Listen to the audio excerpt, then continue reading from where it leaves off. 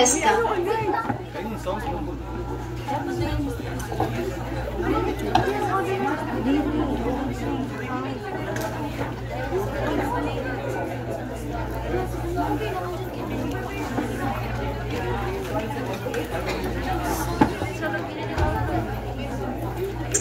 Sidaya Pesta, a celebration of Eastern Visayas.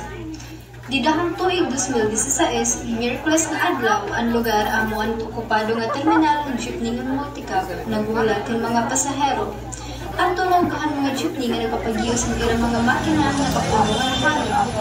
Di Aldo, ang paragtawag natin pagiran ng jeepney na nagtatawag ang mga posibleng mga pasahero. Makapay na ang katatlo manod. May bakat mo pa kami ng lingkuran ng ligato mo. Dali na, may isa pang lingkuranan. Pilang mga tao at lumabay, walay pang sinatawag ni Aldo. Bagay medyo na sila ni Aldo, pero padayon niya ang nagtawag. Hinahangan pa na sa ng pasahero, Jeep. May bakante pa.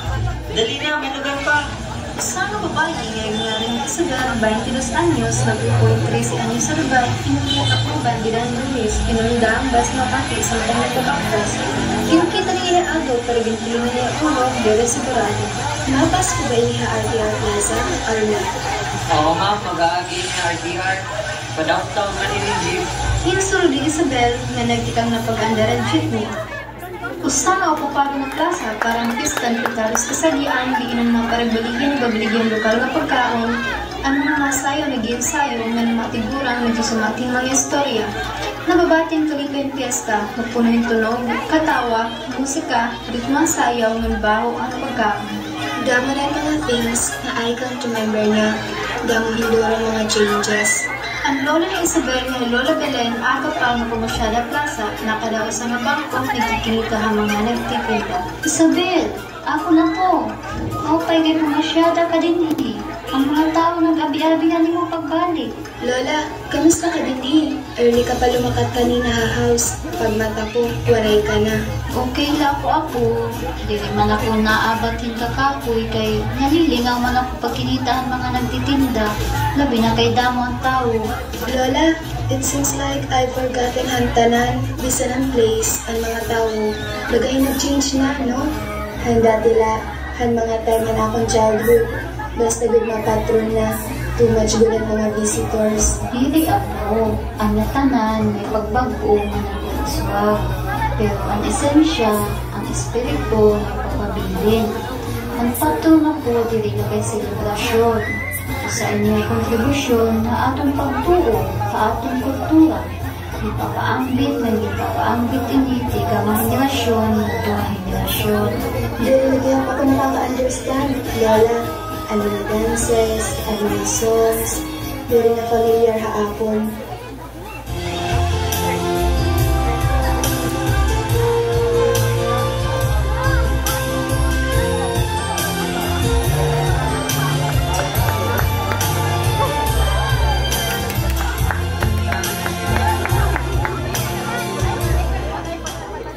At tuman, nanimusang kay ni Diana.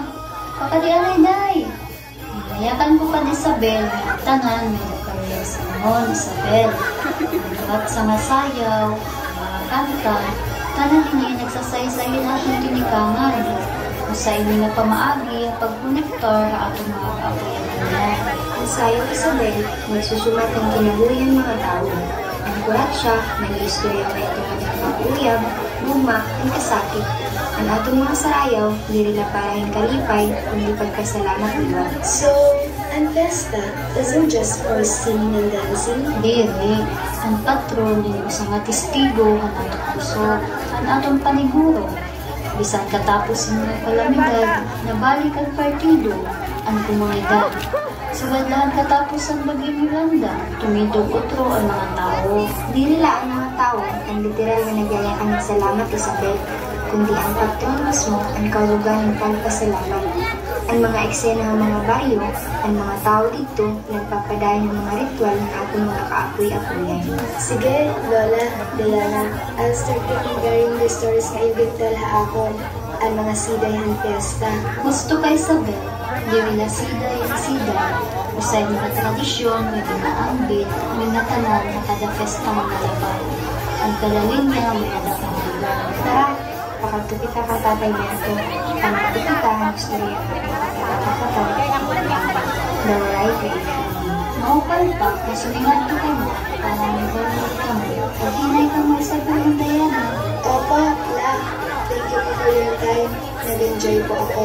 Papalingat ka sa Barang Diana ang tatibag ko nga nabubigyan ng lokal na pagkaon sa Barangay. Gusto mo namin ng timber. Uy, laati ka naman yan, Isabel. Ay, hanggang bago mo din. Opo, to. 13 years po ako na Dubai. Ay, makaistorya ang kami na inuhan ka na nakapatag ng makakagawang story. Kaya aling Isabel na nalumot nga niya pinutangan. Tiligan, nakadulot ang mga kumata. Gusto mo ba?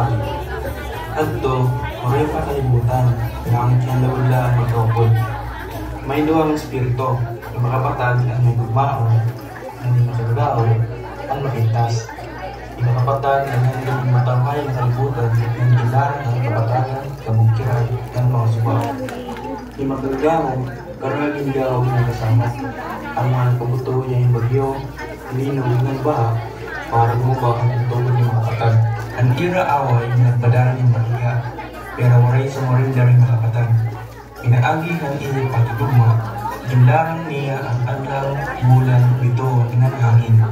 Ang katapusan, nakita niyo magkagaw ang morahiyang madaraw ang kalimutan niya makakatag. Ang nagdesisyon niya ang magpahuway ang langit. Di ganito, ang kalimutan na lumayara kanya. Natawag ang kalimutan.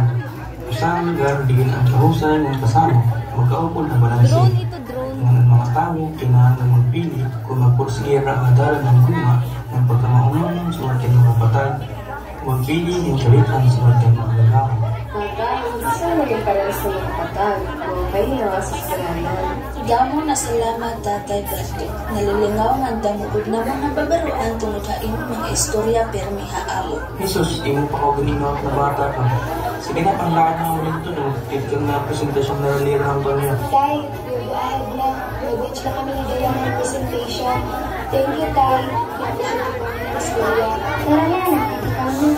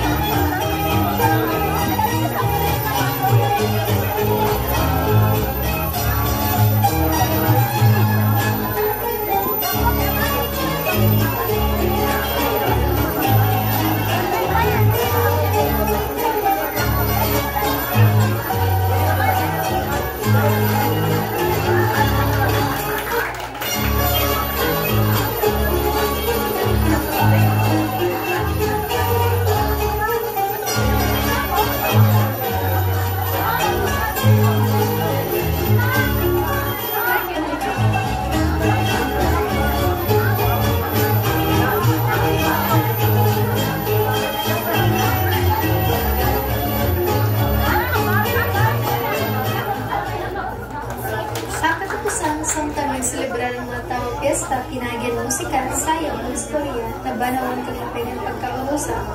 Nakita ni Isabel ang katahon niya kultura, nalipin niya pag-idurong ko ang mga tradisyon ng kasasayang na nagsusumpay ay iyong mga kategoryahan. Bisan kung kalanlan po mga sayaw, kanta, ng istorya na kabilang ang espiritu at kultura na naging papasok ay mga generasyon na tuwasunod.